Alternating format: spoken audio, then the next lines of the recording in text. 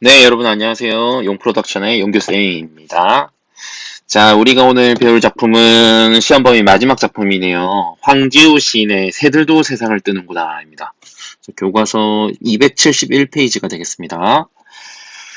자, 제목이요. 새들도 세상을 뜨는구나입니다. 그러니까 새들이 세상의 이 땅에서 날아서 이 세상 밖을 떠나고 있구나. 도에 주목하셔야 돼요. 제목이 새들도인데 나도 저 새들처럼 이 세상을 떠나고 싶다. 이런 마음이 들어있는 거죠. 자, 이 작품을 이해할 때 제일 중요한 것은 시대적 배경인데요. 바로 1980년대를 배경으로 하고 있습니다. 1980년대에 어떤 일들이 있었냐면요. 군사 독재 정권과 포괄적인 정치가 이어졌었는데요. 그 당시 영화관을 가면, 그 당시에도 영화관이 있었는데, 영화관에서 애국가가 나왔습니다. 그래서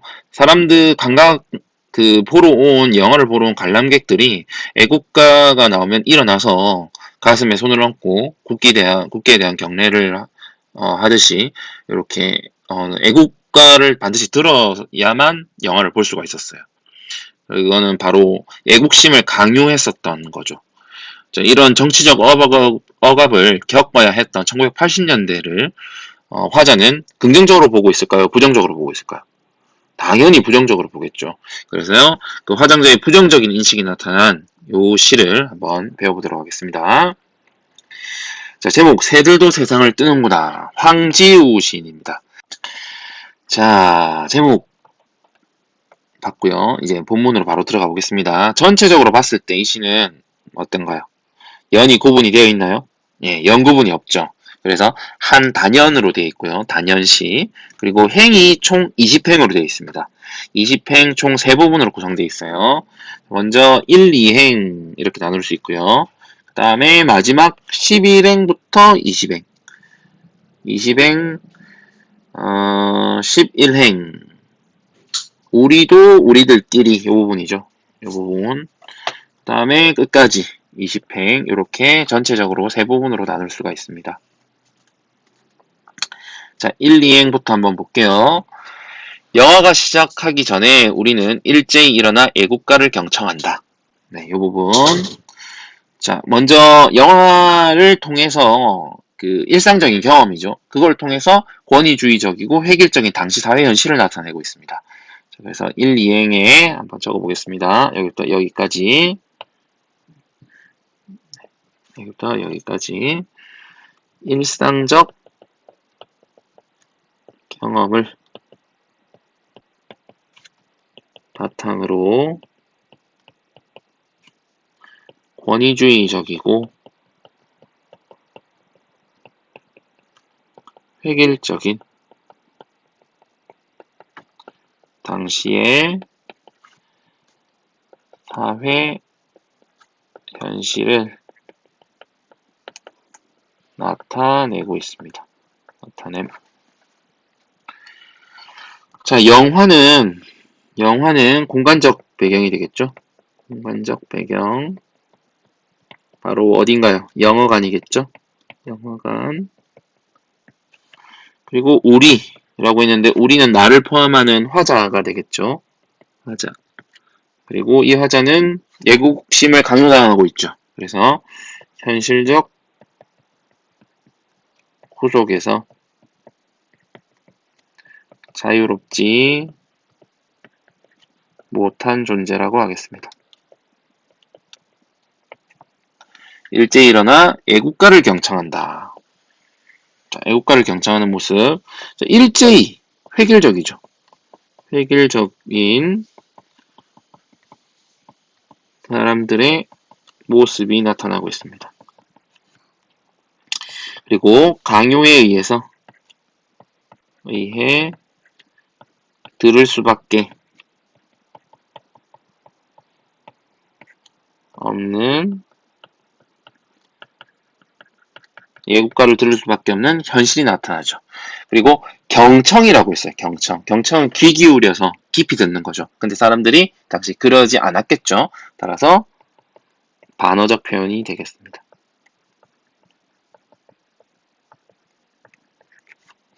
삼천리 활해강산. 자, 삼천리 활해강산. 예국가의 가사죠.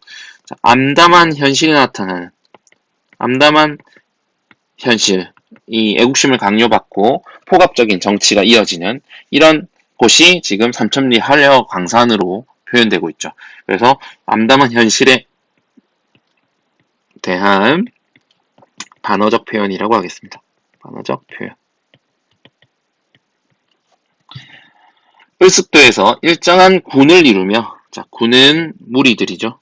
무리를 이루며 갈대숲을 이륙하는 흰 새떼들이, 자, 흰 새떼. 자, 흰 새떼는 자유로운 존재죠. 자유로운 존재. 곧 화자와 대비되는 시적 대상이라고 할 수 있겠습니다. 시적 대상.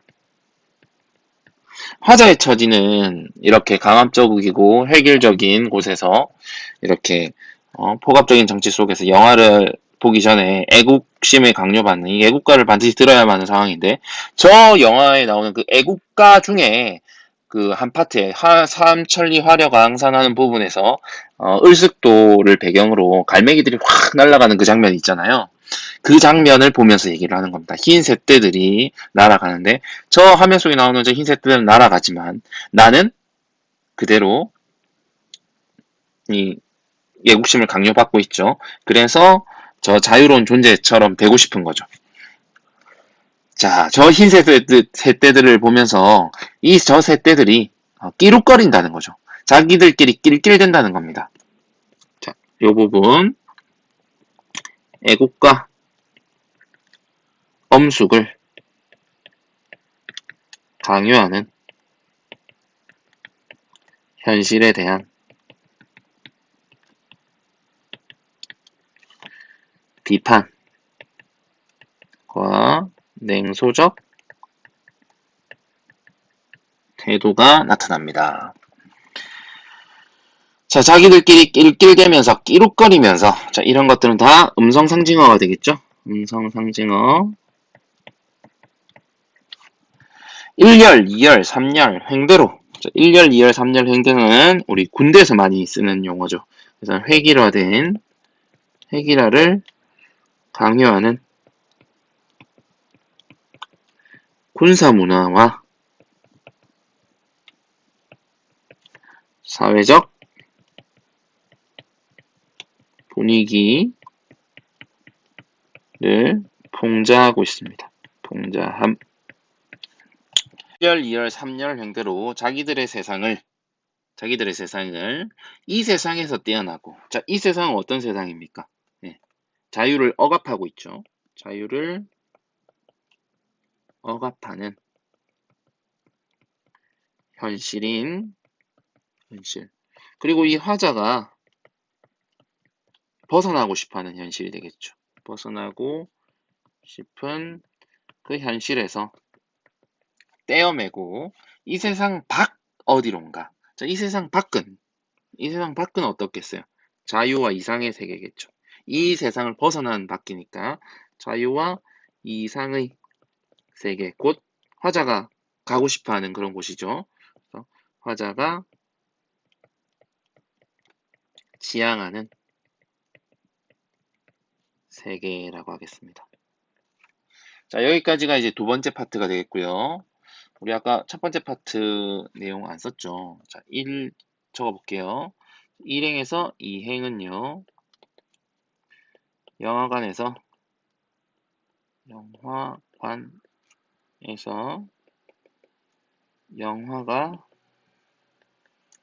상영하기 전에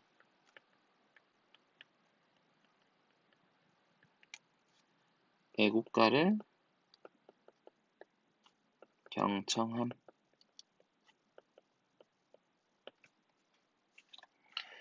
그 다음에 3행에서 10행.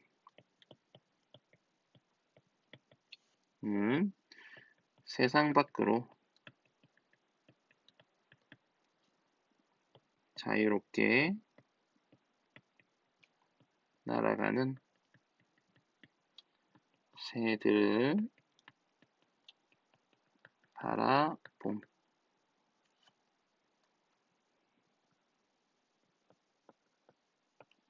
네. 자, 그 다음 우리도 우리들끼리 낄낄대면서. 자, 화자도 예, 화자를 포함한 여기 영화를 보는 사람들, 사람도 새들이 아닌 우리 사람들도 사람들끼리 저 새들처럼 낄낄대면서 깔쭉대면서 바로 아까 애국과 엄숙을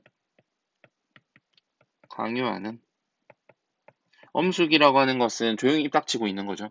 예, 비판의 목소리를 낼 수 없는 그런 현실에 대한 비판과 냉소적 태도.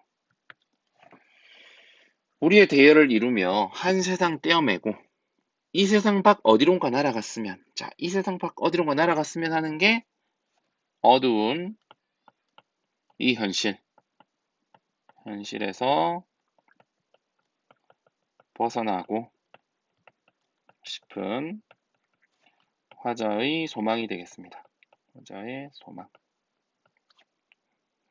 하는데, 하는데, 이렇게 시작합니다. 애국가를 보면서 이때까지 한 이 생각에 잠긴 거죠. 생각에 잠겼다가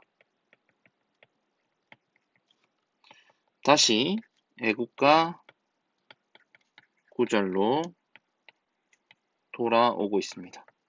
돌아옴. 대한 사람 대안으로 길이 보전하세. 자, 길이 보전하세. 자, 요게 애국가의 끝 구절이죠. 애국가의 끝 구절이 되겠습니다. 각각 자기 자리에 앉는다. 자리에 앉는다. 비상하는 새들과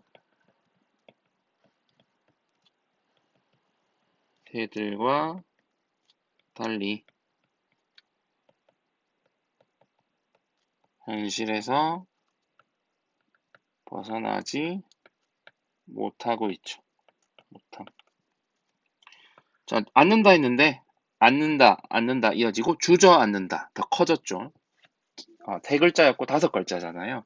그러니까 점층적으로 표현되는 겁니다. 현실을 벗어날 수 없는 없음의 깊은 좌절감을 맛보고 있는 겁니다.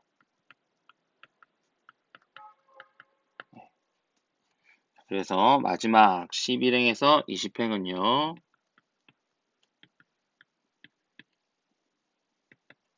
현실에서 벗어나기를 소망하지만 결국 좌절하고 만다라는 내용이 되겠습니다. 자, 이렇게 이 시는 크게 세 부분으로 나눌 수가 있고요. 영화관에서 그 영화를 볼 때 처음에 나오는 애국가를 통해서 그 애국가가 옛날에 나왔고 지금은 안 나옵니다. 네, 옛날에는 그 애국가를 통해서 애국심을 강요했었었죠. 근데 거기 애국가에 나오는 한 장면 있죠. 을숙도 그 바다 섬에서 그 갈매기들, 흰 새들이 날아오르는 그 장면을 보면서 이 세상을 이러한 억압된 세상에서 자유롭지 못한 세상에서 벗어나고 싶은 화자의 마음을 노래하고 있습니다. 자, 학습 활동으로 가보겠습니다. 자, 1행에서 2행. 영화관에서 영화 상영되기 전에 애국가를 경청한다. 자, 3행에서 10행. 세상 밖으로 자유롭게 날아가는 새들을 바라봄. 그 다음 마지막은 현실에서 벗어나기를 소망하지만 결국 좌절함 되겠습니다. 자, 그 다음 이 작품이 창작된 시대 상황 1980년대죠. 80년대 배경을 고려하여 식고의 의미와 어조의 효과를 한번 파악해보자라고 했습니다. 자, 삼천리 화려광산은 어떤 의미일까요? 일단 아름다운 조국을 얘기하는 거죠. 아름다운 조국 산천의 모습을 표현한 애국가의 가사이지만 현실은 이와 대조적이죠. 대조적으로 답답하고 암울한 상황이다. 따라서 이 시연은 군사 독재하에 억압적이고 암담한 현실을 단어적으로 표현한 것이라고 할 수 있다. 이렇게 말하면 되겠네요. 자, 그 다음 1열, 2열, 3열, 횡대. 자, 이 부분은 어떤 줄이죠. 줄을 맞추어서 날아가는 새의 모습을 표현한 것으로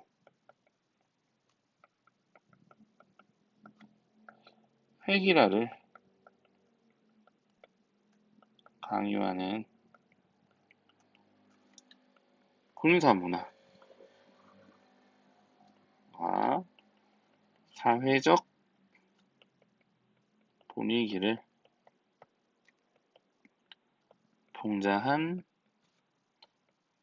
것이라고 할 수 있다. 하겠습니다. 자, 이 세상 밖 화자가 지향하는 자유롭고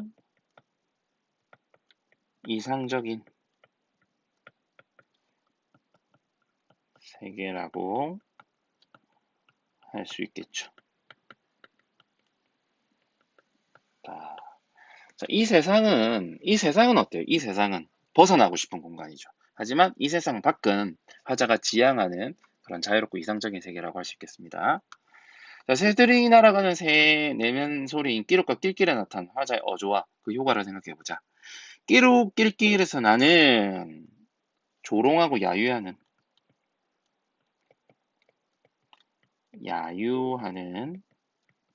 느낌을 받았어. 이를 통해 화자의 어조가 냉소적임을 알 수 있지. 이렇게 하면 되겠죠? 이러한 어조는 애국심이 강요되는 현실에 대한 비판과 냉소적 태도를 독자에게 잘 전달하는 효과가 있다라고 할 수 있겠죠. 애국심이 강요되는 현실에 대한 비판과 그 냉소적 태도를 독자에게 좀 더 효과적으로 전달할 수 있다라는 얘기가 되겠습니다. 자, 3번 스크린 속 상황과 객석의 대비를 통해 나타난 화자의 태도를 파악해보자 라고 했습니다. 자, 스크린 속 상황은 어떤가요? 이 세상 밖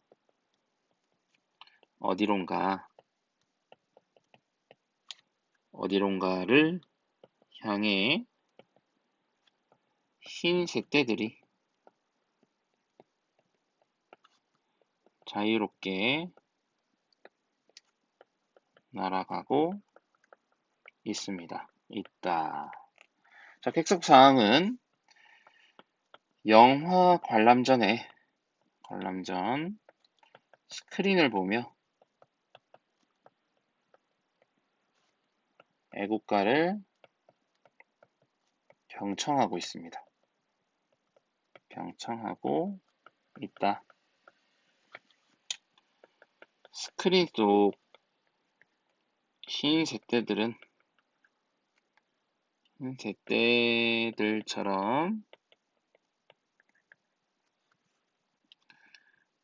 이 세상 밖 어디론가를 날아갔으면 하지만 애국가가 끝나자 각자 자신의 자리에 주저앉고 있습니다.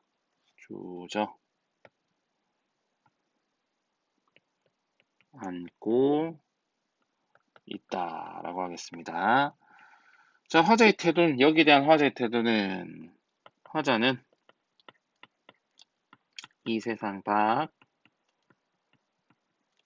어디론가로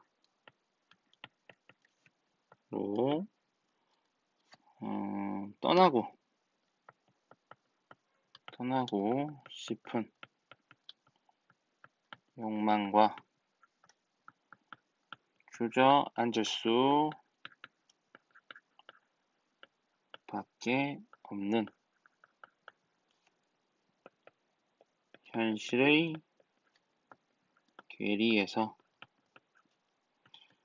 좌절감과 절망감을 느끼고 있습니다. 이를 통해